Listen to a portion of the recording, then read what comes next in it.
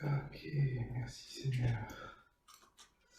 Aujourd'hui, le thème que je voudrais aborder avec vous... Ah oui, merci pour l'eau. Merci. Le thème que je voudrais aborder avec vous, c'est célébrer Pâques, les yeux ouverts avec les disciples d'Emmaüs. Ah, pardon, oui, merci. Tellement habitué. Les yeux ouverts. Ça va, vous n'avez pas les yeux fermés, c'est bon? Les yeux ouverts avec les disciples d'Emmaüs. Et cette histoire, on va la voir dans Luc 24, versets 13 à 35.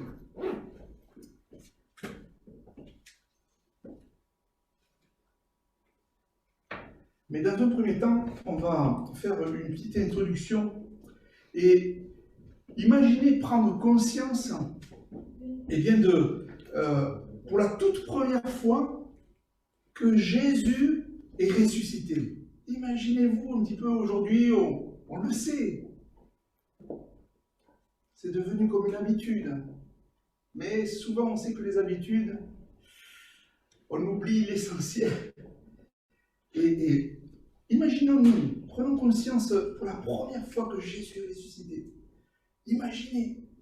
Je me souviens, dans l'église dans laquelle nous exercions avec Béa, je me souviens des Martiniquaises, un petit clin d'œil martiniquais. Il y en a une là-bas aussi, oui. Les Martiniquaises, dans l'église, quand elles voyaient la neige, pour la première fois, mais il fallait voir les yeux qu'elles avaient.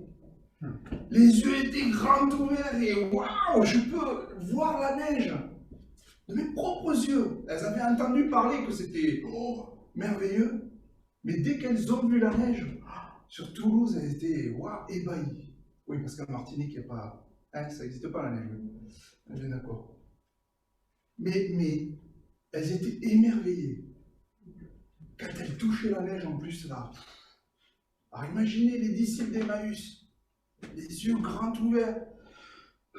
Alors au début, bon, Jésus était là, il était avec eux, ressuscité. Mais ils n'en croyaient pas leurs yeux quelque part. Hein? Et puis, voyez les merveillements qu'ils ont eus quand ils... Wow, on était avec les ressuscités, Jésus, Dieu Tout-Puissant. Amen. Quel émerveillement il devait avoir. Et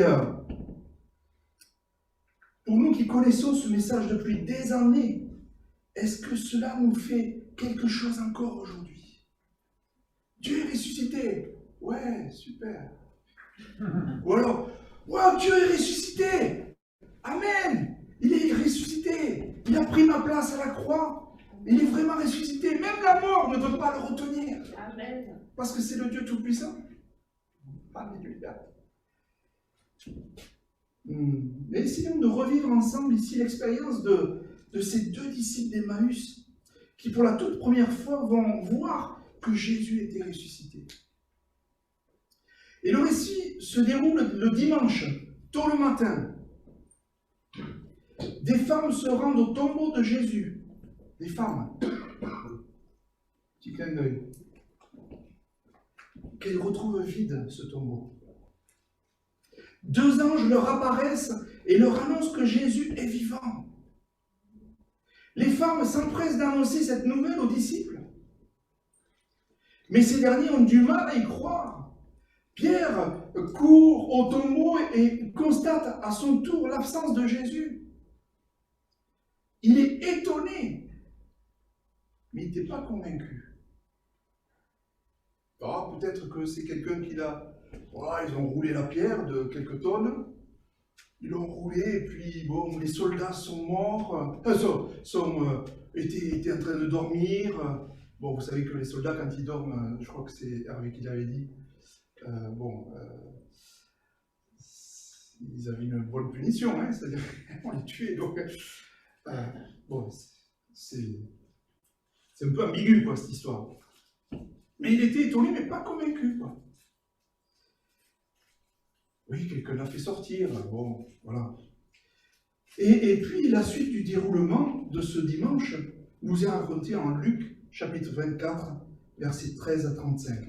Et on va prendre la version du semeur, si tu as, Thierry, pardon, je ne t'ai pas briefé au début. Luc 24, versets 13 à 35. Et on va lire ensemble la parole de Dieu. Luc 24, versets 13 à 35. Le même jour, 2 disciples se rendaient à un village nommé Emmaüs, à une douzaine de kilomètres de Jérusalem. Ils s'entretenaient de tous ces événements. Pendant qu'ils échangeaient ainsi leurs propos et leurs réflexions, Jésus lui-même s'approcha d'eux et les accompagna. Mais leurs yeux étaient incapables de le reconnaître. Il leur dit, « De quoi discutez-vous en marchant ?» Ils s'arrêtèrent, l'air attristé. Vous voyez, donc c'est Jésus ressuscité, hein, qui... D'accord? Ouais. Enfin, je ne sais pas si vous imaginez. Bon.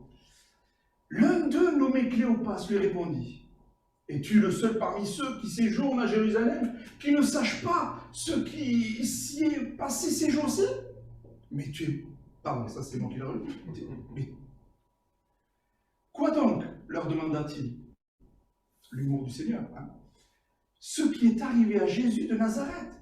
C'était un prophète qui agissait, parlait avec puissance devant Dieu et devant tout le peuple. Nos chefs des prêtres et nos dirigeants l'ont livré aux Romains pour le faire condamner à mort et clouer sur une croix. Nos chefs, nos dirigeants. Clin d'œil pour nous les dirigeants. Nous avions espéré qu'il était celui qui devait délivrer Israël. Mais hélas, voilà déjà 3 jours que tout cela est arrivé. Il est vrai que quelques femmes de notre groupe nous ont fort étonnés. Elles sont allées au tombeau très tôt ce matin. Mais elles n'ont pas trouvé son corps et sont venues raconter qu'elles ont vu apparaître des anges qui leur ont assuré qu'il est vivant. Et là-dessus, quelques-uns de ceux qui étaient avec nous se sont aussi rendus au tombeau. Ils ont bien trouvé les choses telles que les femmes les ont décrites. Mais lui, ils ne l'ont pas vu. Alors Jésus leur dit, « Ah, homme sans intelligence. » Imaginez quelqu'un qui vous dise, « Oh, toi, tu n'es pas intelligent, quoi. » Vous êtes bien lents à croire tout ce que les prophètes ont annoncé. Le Christ ne devait-il pas souffrir toutes ces choses avant d'entrer dans sa gloire? Alors, commençant par les livres de Moïse et parcourant tous ceux des prophètes, Jésus leur expliqua ce qui se rapportait à lui dans toutes les Écritures, donc tout l'Ancien Testament. Entre-temps, ils arrivèrent près du village où ils se rendaient. Jésus sembla vouloir continuer sa route. Mais ils le retinrent avec une vive insistance en disant, « Reste donc avec nous. Tu vois, le jour baisse, le soir approche. » Alors il entra dans la maison pour rester avec eux. Il se mit à table avec eux, prit le pain et, après avoir prononcé la prière de bénédiction, il le partagea et le leur donna. Ça vous fait rappeler à quelque chose? Alors leurs yeux s'ouvrirent, d'où mon message, et ils le reconnurent. Mais déjà il avait disparu. Et ils se dirent l'un à l'autre, « N'avons-nous pas senti comme un feu dans notre cœur pendant qu'il nous parlait en chemin et qu'il nous expliquait les Écritures ?» Ils se levèrent sur l'heure et retournèrent à Jérusalem. Ils y trouvèrent les 11 réunis avec leurs compagnons. Tous les accueillirent par ces paroles. « Le Seigneur est réellement ressuscité. Il s'est montré à Simon. » Alors les 2 disciples racontèrent à leur tour ce qui leur était arrivé en chemin et comment ils avaient reconnu Jésus au moment où ils avaient partagé le pain. Amen. Merci pour sa parole, merci. Merci Seigneur. Alléluia.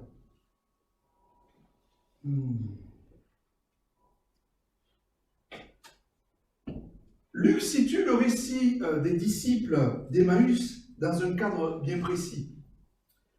Dans son fameux discours inaugural en Luc, chapitre 4, versets 16 à 30, Jésus avait fait la lecture du prophète Ésaïe et, dans la synagogue de Nazareth. Et s'appuyant sur ce texte de l'Ancien Testament, il avait déclaré avoir été envoyé par Dieu pour proclamer aux aveugles le recouvrement de la vue. Je suis sûr que vous vous souvenez de ce passage dans Luc, chapitre 4, verset 18.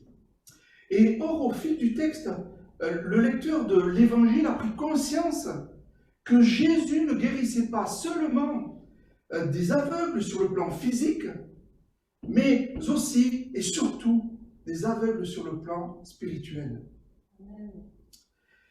Parcourons le texte en deux grandes étapes. La première étape, je vous propose, les disciples aveuglés, et la deuxième étape, les disciples éclairés. Donc la première étape, c'est les disciples aveuglés. Dans ce texte, on compte au moins 4 manifestations flagrantes de l'aveuglement des disciples d'Emmaüs. Peut-être que pour nous, ça peut nous parler, ces 4 manifestations aujourd'hui. Pour les disciples, c'est un jour de deuil. Imaginez les disciples. Ils avaient tout espoir que Jésus puisse être le Messie, puisse sauver Israël, etc., etc. Mais cet espoir s'est effondré quand Jésus est mort à la croix. Imaginez un petit peu. Mettez-vous à leur place. Vous avez fondé tout votre espoir sur Jésus, et ce même Jésus mort à la croix. Et donc, bien sûr, il y a un deuil, il y a quelque chose qui s'est effondré dans leur vie. 6 jours de défaite pour eux. L'air était attristé. Joël parlait oui, c'est la victoire, c'est la joie dans la prière. Merci Joël. Oui, l'air attristé. C'est comme quand on perd quelqu'un d'important dans notre famille. Certains aujourd'hui ont vécu ces choses-là. Et il ne faut pas être anodin dans ces choses-là. Il faut encourager, aller visiter, ou bon, aujourd'hui c'est quelqu'un, mais appeler ces personnes et encourager-les avec des paroles bienveillantes.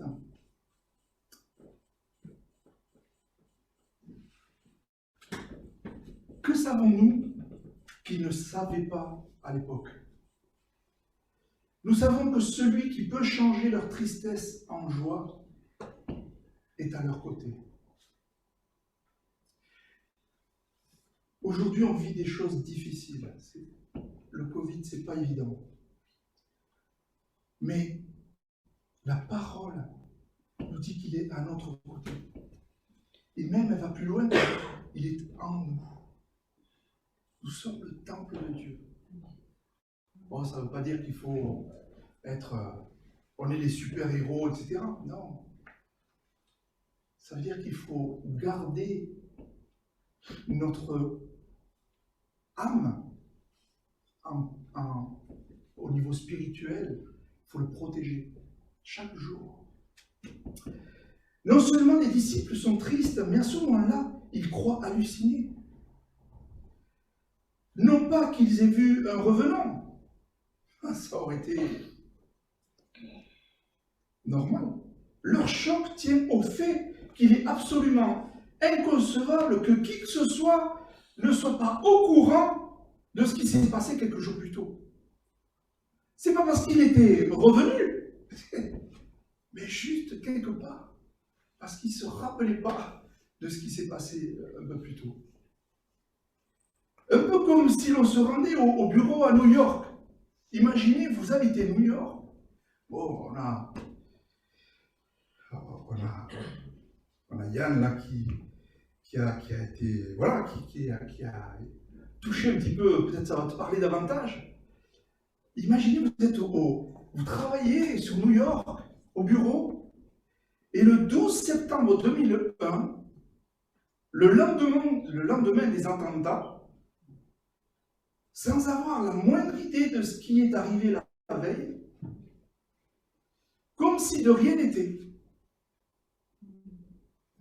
Imaginez un peu ça. Qu'est-ce que vous diriez? Mais attends, mais tu es déconnecté de la vie.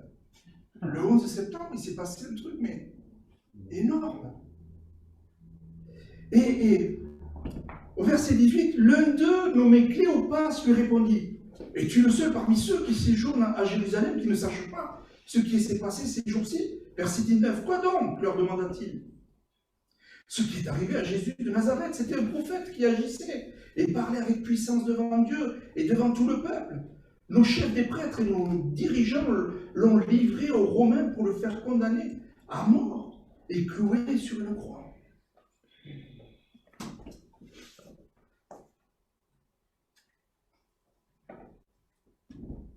Nous savons que celui qui peut changer leur tristesse en joie est à leur côté.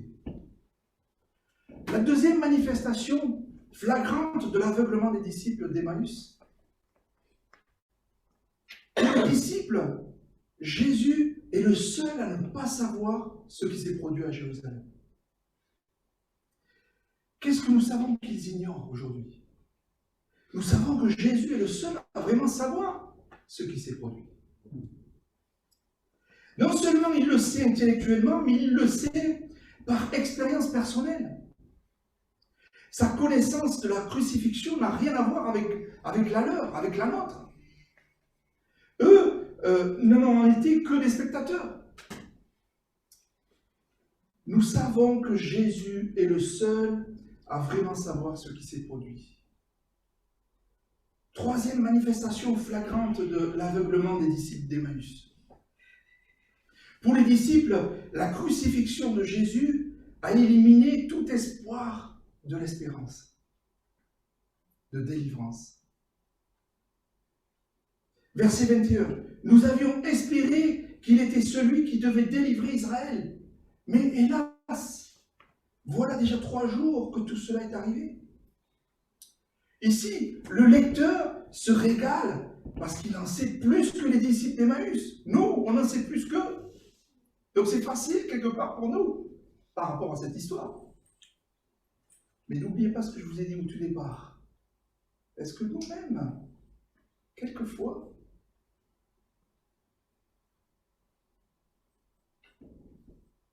on est dans la souffrance,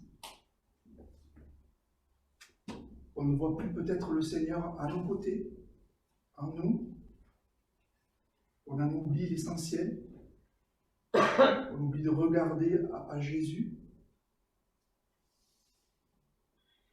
parce que la souffrance est tellement forte que c'est insoutenable. Et on crie à Jésus: mais Jésus, tu es où? Tu fais quoi? Pourquoi je vis ça? Je suis chrétien, j'ai fait ceci, cela, j'ai servi à droite, à gauche, Et imaginez qu'on écrive notre histoire et que plus tard ce soit lu par des lecteurs avec Dieu au milieu. Ils vont pas rire, mais bon, parce que nous, ça nous fait un petit peu rigoler cette histoire par rapport à... On sait, les disciples quand même. Et réveillez-vous. Est-ce que les lecteurs qui liraient notre livre ne nous diraient pas: réveillez-vous? Non? Ok. Et donc, les disciples sont déçus parce que Christ n'a pas délivré Israël selon leurs attentes. Et en réalité, par sa mort sur la croix, Christ a accompli une délivrance qui surpasse de loin celle qu'ils anticipaient et qu'ils attendaient, dont Israël ne sera d'ailleurs pas le seul bénéficiaire. Nous en sommes les bénéficiaires. Alléluia. Que savons-nous que les disciples ne savent pas à l'époque? Nous savons que la croix est précisément l'unique source de délivrance. Vous vous souvenez Pierre? Non, Seigneur, non, pas toi, non. Sois pas là. Pas la croix, non. Il ne savait pas ce qu'il disait. Merci Seigneur. Quatrième manifestation flagrante de l'aveuglement des disciples d'Emmaüs. Pour les disciples, il est problématique que les autres disciples n'aient pas encore vu Jésus. Que savons-nous en tant que lecteurs? Nous savons que c'est le ressuscité qui se trouve en face d'eux. Eux ne le savaient pas. Qu'importe si les autres disciples n'ont pas encore vu Jésus, puisque les disciples d'Emmaüs sont eux-mêmes en train de le regarder. Petite suggestion, toute petite. Plutôt que de considérer nos deux amis avec la condescendance du lecteur qui connaît la fin de l'histoire, demandons-nous honnêtement si nous sommes parfois aveuglés nous aussi. En particulier, comment réagissons-nous quand le plan de Dieu se réalise dans notre vie à travers la souffrance, la faiblesse, les apparences d'une défaite cuisante, l'abandon, le découragement, etc. Après tout, ce que les disciples d'Emmaüs ne pouvaient pas concevoir, c'est que Dieu réalise un plan glorieux à travers les souffrances du Messie. On n'aime pas, bien sûr, les souffrances. Et je ne suis pas en train de parler de la théologie de la souffrance, où il faut tout le temps souffrir pour savoir que Jésus est là. Mais d'accord, il n'y a pas que ça. Hein. On peut être bien et Jésus est toujours là. Merci Seigneur.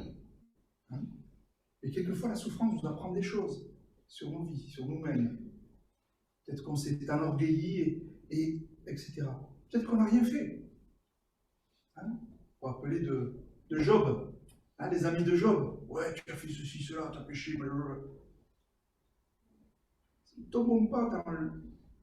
Soyons équilibrés dans ce sens, si je peux permettre. Et or, si le moment décisif de l'histoire humaine a été marqué par la douleur et l'épreuve, devons-nous nous étonner que notre parcours personnel soit aussi parsemé de périodes sombres sous la bonne main de Dieu? Dans ce texte, on a vu au moins 4 manifestations flagrantes de l'aveuglement des disciples d'Emmaüs. Pour les disciples, c'est jour de deuil. Nous savons que celui qui peut changer leur tristesse en joie est à leur côté. Pour les disciples, Jésus est le seul à ne pas savoir ce qui s'est produit à Jérusalem. Mais nous savons que Jésus est le seul à vraiment savoir ce qui s'est produit. Pour les disciples, la crucifixion de Jésus a éliminé tout espoir de délivrance. Nous savons que la croix est précisément l'unique source de délivrance. Et enfin, pour les disciples, il est problématique que les autres disciples n'aient pas encore vu Jésus. Mais nous savons que c'est le ressuscité qui se trouve en face d'eux. N'oublions pas que l'aveuglement des disciples d'Emmaüs n'est que temporaire. Verset 31, leurs yeux s'ouvrent.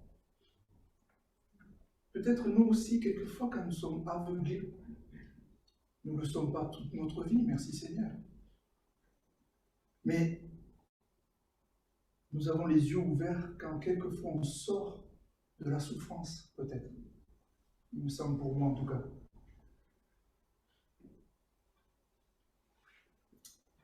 Quelquefois on dit peut-être, ah oui, j'ai appris quelque chose Seigneur, merci. Parcourons le texte, donc la deuxième grande étape, c'est les disciples éclairés.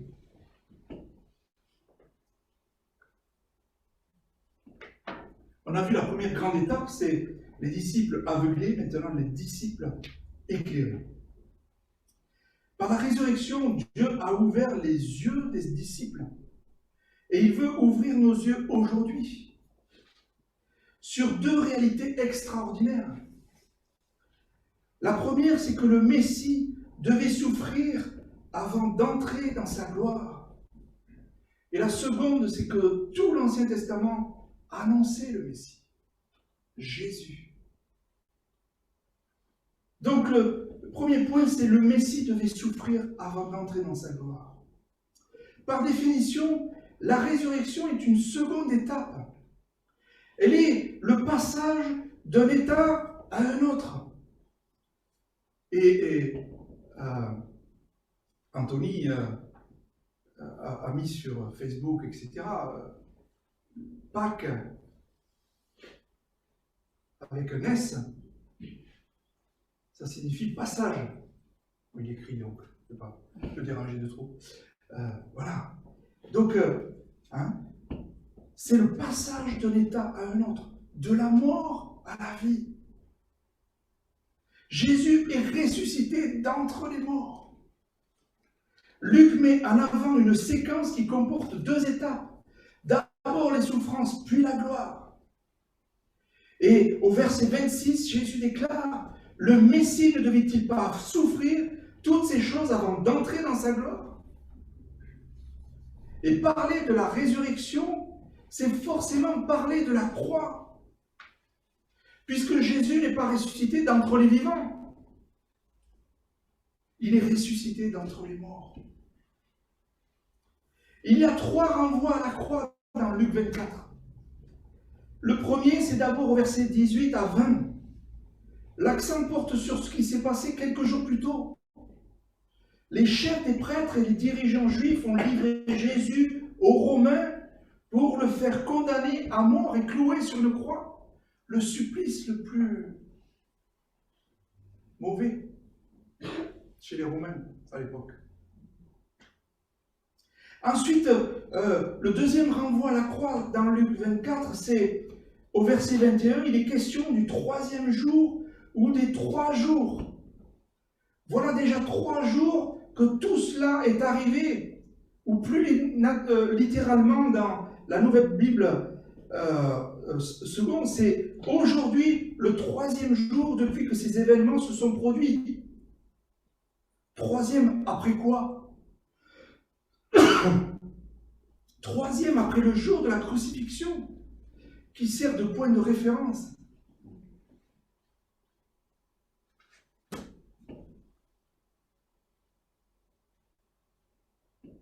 Et puis le 3e renvoi à la croix au chapitre 24 de Luc, c'est au verset 28 à 30. Nous découvrons les circonstances précises dans lesquelles les disciples d'Emmaüs ont reconnu Jésus. Dès qu'il distribue le pain, cela leur rappelle ce qu'il a fait 3 jours avant la crucifixion. Et on le voit dans Luc 22, verset 19. Ceci est mon corps qui est donné pour vous. Faites cela en souvenir de moi. Chose que nous ferons tout à l'heure. Deuxième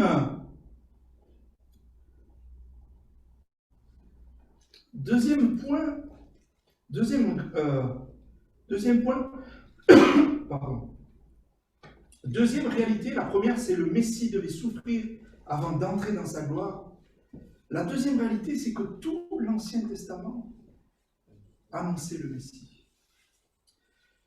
Quand les disciples ont fini de parler donc, du témoignage des femmes, Jésus ne leur dit pas au verset 25, « Ah, hommes sans intelligence, vous êtes bien lents à croire tout ce que les femmes vous ont annoncé. » Pourtant, Jésus n'aurait pas eu tort s'il avait parlé ainsi. Au verset 25, Jésus s'exclame plutôt, « Le Messie ne devait-il pas souffrir toutes ces choses avant d'entrer dans sa gloire ?» Verset 27. Alors, commençant par les livres de Moïse et parcourant tous ceux des prophètes, Jésus leur expliqua ce qui se rapportait à lui dans toutes les Écritures. Ce que nous retrouvons ici, l'un des plus grands mystères de toute la Bible. D'une part, avant la passion et la résurrection, pendant le ministère de Jésus, les disciples n'étaient pas en mesure de saisir pleinement ce que Christ allait expérimenter. Leur intelligence était voilée.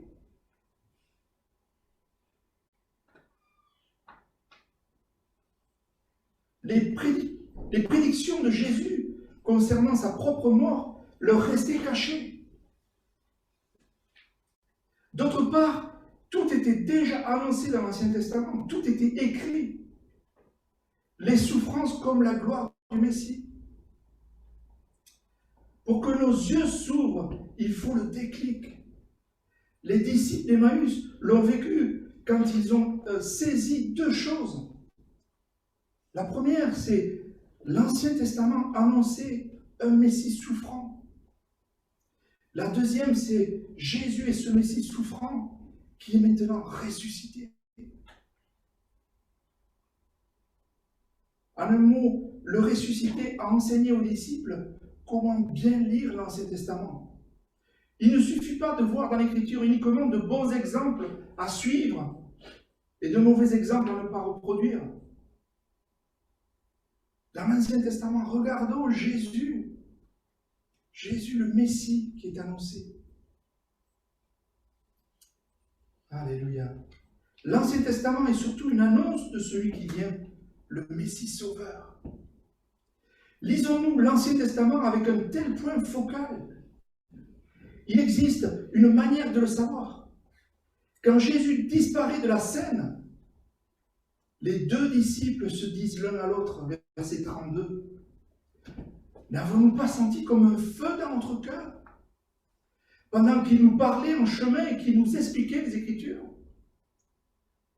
Car nous lisons l'Ancien Testament, ressentons-nous comme un feu dans notre cœur de ce Messie sauveur? Avons-nous envie de nous exclamer « Merci Jésus d'être venu accomplir les promesses de Dieu par ta mort et par ta résurrection ?» Alléluia. En conclusion, quand nos yeux s'ouvrent, notre bouche s'ouvre également. Amen. Amen. Quand nos yeux s'ouvrent, notre bouche s'ouvre également. Amen. Quand notre cœur est rempli du Seigneur, est rempli de sa parole, on n'a qu'une envie, c'est quoi? C'est de lui plaire. C'est d'être en action pour lui. C'est de parler de témoigner tout simplement de ce que nous vivons. Même dans ces temps difficiles. Merci à Yann, je voulais envoyer ce témoignage. Quel beau témoignage.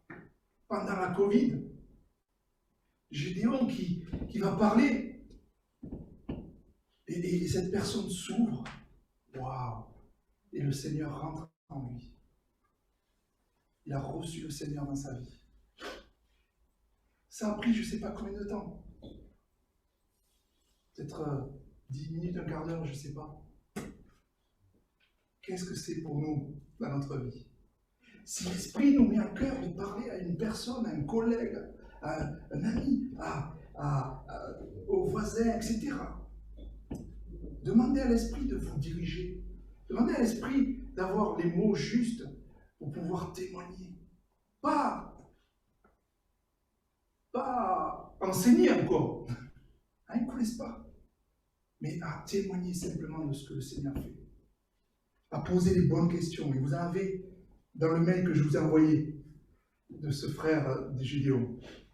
Alléluia. On proclame la résurrection de Jésus quand on parle.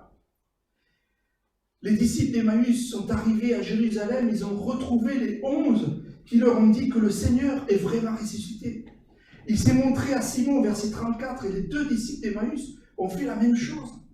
Ils se sont mis à raconter tout ce qu'ils venaient de vivre sur le chemin d'Emmaüs et dans le village.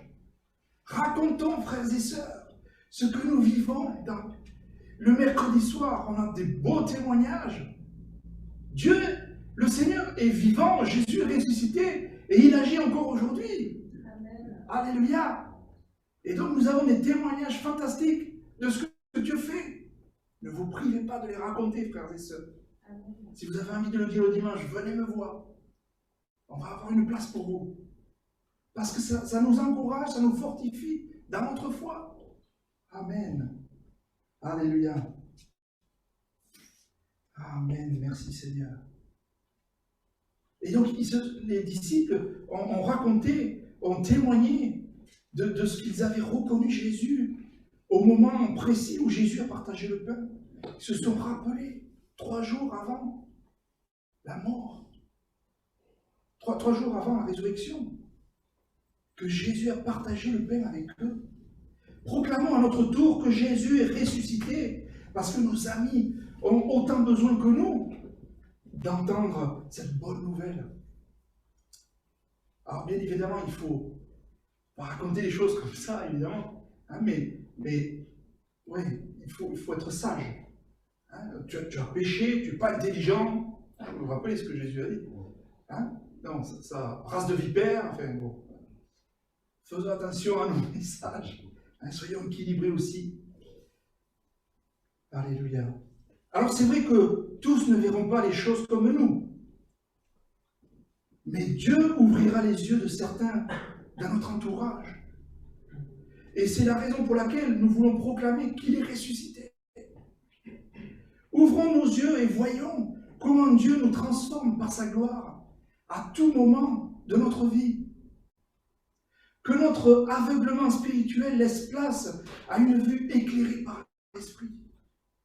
Amen. Alléluia. Imaginons cette histoire, vous vous souvenez, lue par des lecteurs qui savent que Jésus a été présent et à l'œuvre tout au long de notre vie. Eux savent, et nous le croyons-nous, face aux difficultés de la vie. Alléluia. Peut-être, Thierry, si tu peux afficher le PowerPoint, j'ai mis quelques questions. Je voudrais qu'on fasse un silence et qu'on puisse lire ces questions pour nous-mêmes et qu'on puisse être avec le Seigneur. Prenons un temps de silence. Je vais vous lire les questions. Sommes-nous aveuglés? Il veut ouvrir nos yeux aujourd'hui sur 2 réalités extraordinaires. Le Messie devait souffrir avant d'entrer dans sa gloire, et tout l'Ancien Testament annonçait le Messie. Croyons-nous que Jésus peut changer notre tristesse en joie et qu'il est à nos côtés? Croyons-nous que Jésus est le seul à vraiment savoir ce qui se produit dans nos vies? Croyons-nous que la croix est précisément l'unique source de délivrance? Croyons-nous que le ressuscité se trouve en face de nous? Avez-vous envie de vivre Pâques les yeux ouverts cette année? Voyez, regardez, contemplez le Messie souffrant, puis ressuscité. Contemplez le Messie annoncé dans tout l'Ancien Testament. Prenons un instant, s'il vous plaît.